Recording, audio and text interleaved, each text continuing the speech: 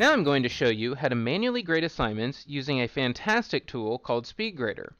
You will use SpeedGrader to grade discussions, Dropbox-style assignments, or manually graded quizzes that use items such as fill-in-the-blank or essay questions. Let's take a look at this Albert Einstein reflection. The first thing you will see is that it indicates that we have 0 out of 2 submissions graded. This means that we need to go look at SpeedGrader to view some of the submissions that we need to grade. We will go to the top right and click SpeedGrader to enter. The first thing you will notice is that it opens a complete new tab in your browser when you enter SpeedGrader. Now that we are in SpeedGrader, let me give you a quick overview of the layout. Up at the top left, it will name the assignment you are currently grading. With SpeedGrader, you grade one specific assignment at a time. Up here at the top right, it indicates how many students have been graded and the student number that we are currently viewing. To the right of that, it indicates which student we are currently looking at. Right now, we are looking at Jane's post. If we click on the student name, it'll bring up a drop-down that shows every student that is currently in this course. Right now, we have Jane and John. The orange-colored circle indicates that these students have posted, but we haven't graded the item yet. Once we have graded their submission, that orange circle will turn into a green check mark. If the student hasn't submitted yet, there will be no icon to the left of their name. Let's click on Jane and see what she's posted. On the left side, we have the submission viewing pane. In the viewing pane, Jane's submission has been posted. We can see that this is her 500-word essay. It looks like Jane didn't quite read the directions for the assignment. To grade Jane's post, we will go to the right to the grading pane.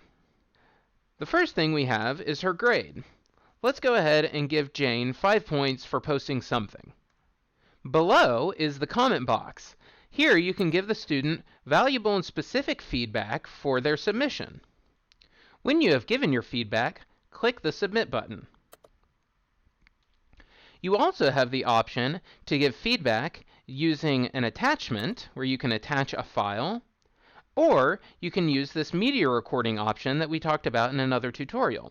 So click on the media comment, and from here, you can give your students really valuable and specific feedback using a microphone or even your video camera.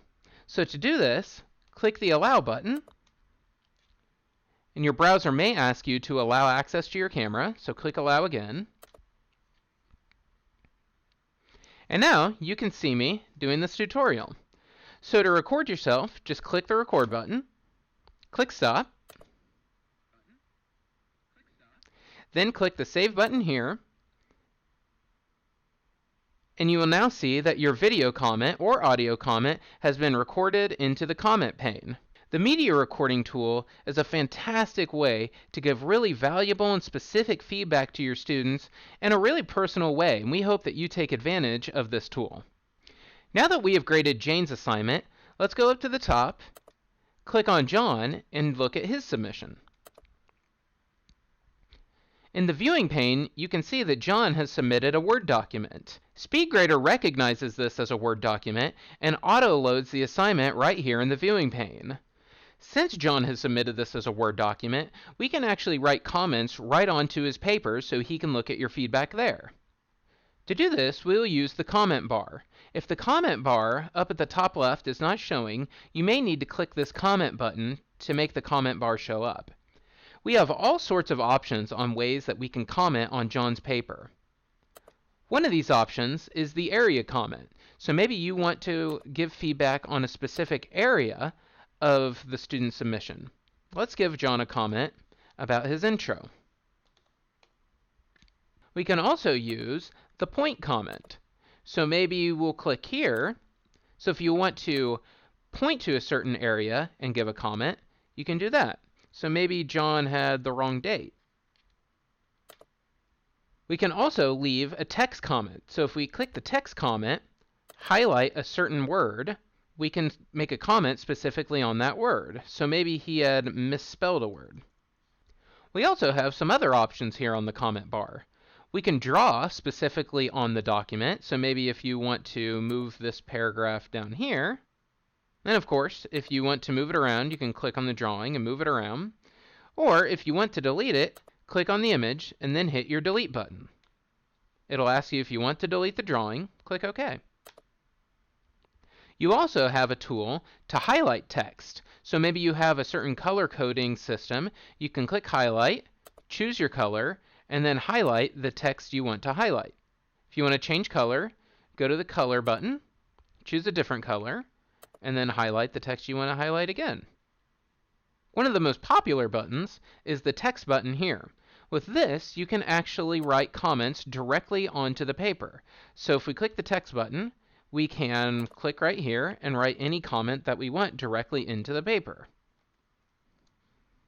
Now you can see that the comment is written directly onto the paper. If you want to move it around, just highlight over, and you can click and move this wherever you want. And of course, you can edit the font as well up here at the toolbar. You can select different font sizes and even change the color. So as you can see, using the comment bar is a great way to give very valuable and specific feedback directly to the student and directly onto their submission. They don't need to download anything to see these marks. When you're done giving all of your comments, go over to the grading pane and give the student their comment. Let's give John a 50 out of 50. Now let's give him some feedback. Now we'll click Submit. Our comment has posted. And now, just as I said, if we go up to the top right, we can see that all of the students have green check marks indicating that we've graded all the students. Also, this here indicates that 2 out of 2 students have been graded. Now that we have graded all of the submissions, let me show you a few of the setting features in SpeedGrader. We'll go over here to the gear. And now this pop-up shows up with some different options we can set for SpeedGrader. First, we can sort the student list in different ways. Alphabetical is the most common and the default way that the student list is shown, but you can also sort them by the date in which they had submitted, or you can grade by the submission status. For instance, if it needs graded, if it's not submitted, and so forth. Again, alphabetical is the default. You also have the option to hide the student names in SpeedGrader. So when you choose this, you will see at the top right, the students' names remain anonymous, so you can grade the student's paper anonymously. So that sums it up for SpeedGrader. So as you can see, SpeedGrader is a great tool to quickly provide meaningful and specific feedback for your students. Again, you will not only use this for Dropbox-style assignments, as I showed in this tutorial, but you'll also use this for manually graded quizzes and for grading discussions. Now remember that SpeedGrader opened in a new tab, so when you are done grading, you will want to click the X on the tab, and this will take you back to your course.